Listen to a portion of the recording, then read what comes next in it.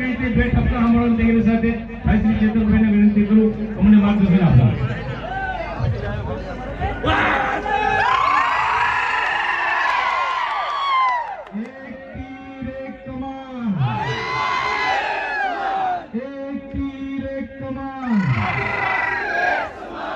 जय जोहार, जय आदिवासी. આજે વિશ્વ વિખ્યાત કવાડ ગેરના મેળામાં અમારા વડીલ આદિવાસી સમાજના નેતા સુદામભાઈ રાઠવાના આમંત્રણ અને છોટાઉદેપુર કવાડ તાલુકાના સાથી મિત્રોના આમંત્રણને માન રાખીને જ્યારે અમે આવ્યા છે ત્યારે આદિ અનાદિકાળથી ચાલતી આદિવાસી સમાજની સંસ્કૃતિ પરંપરા, આદિવાસી સમાજના વેશભૂષા, આદિવાસી સમાજના ઓજારો અને નાચણું, આદિવાસી સમાજની બોલી અમે છેલ્લા 12 વાગ્યાથી તમારી વચ્ચે છે ત્યારે ખૂબ સારી રીતે અમે જોઈ રહ્યા છે. અને આવી જ રીતે આદિવાસી સમાજનું અસ્તિત્વ આવનાર ભવિષ્યમાં પણ ટકી રહી, આવનારી પેઢી પણ જાણે એ ઉદ્દેશથી ત્યાં આ દર વર્ષે આ મેળો થાય છે ત્યારે અમને અહીં આવ્યા છે. તમારો બધાને સાથે અમને આ મેળાનો લાહવો અમને મળ્યો છે.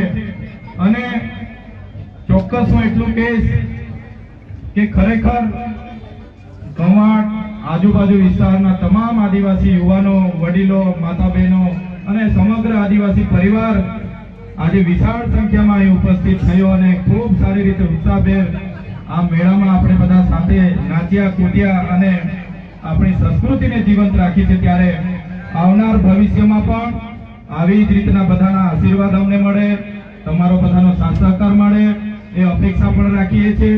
સાથે સાથે આપણા સૌના આમંત્રણને માન રાખીને પોતાના અતિ વ્યસ્ત કાર્યક્રમમાંથી જ્યારે શક્તિસિંહ ગોહિલ બાપુ આપણી વચ્ચે ઉપસ્થિત હોય ત્યારે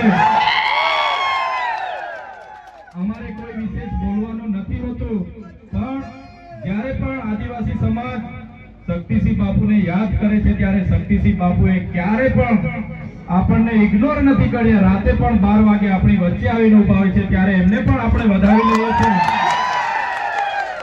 અને વધારે વિશેષ નથી કઈ બોલવાનું, પણ આજના દિવસે આવનારું વર્ષ તમામ યુવાનો, વડીલો, માતા બહેનો માટે સુખ, સમૃદ્ધિ અને શાંતિ લાવે, બધાને પ્રકૃતિ એટલી શક્તિ આપે, એટલું સ્વસ્થ દીર્ઘાયુ આયુષ્ય આપે અને આવનાર દિવસોમાં બધા ખૂબ આગળ વધે. શુભકામનાઓ સાથે મારી વાણીનો હું વિરામ આપું છું. બધાને જય જોહાર, જય આદિવાસી. આવનાર દિવસોમાં પણ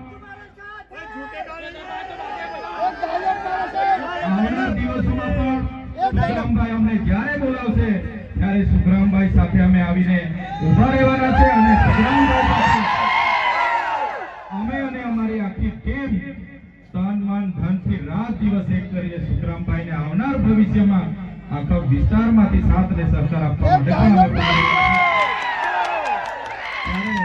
તમારો બધાનો ખૂબ પ્રેમ મળ્યો, આશીર્વાદ મળ્યા. એવી જ રીતના તમારો સાથ સહકાર પણ આવનાર દિવસોમાં મળે એ અપેક્ષા રાખીએ છીએ. ધન્યવાદ. જય આદિવાસી.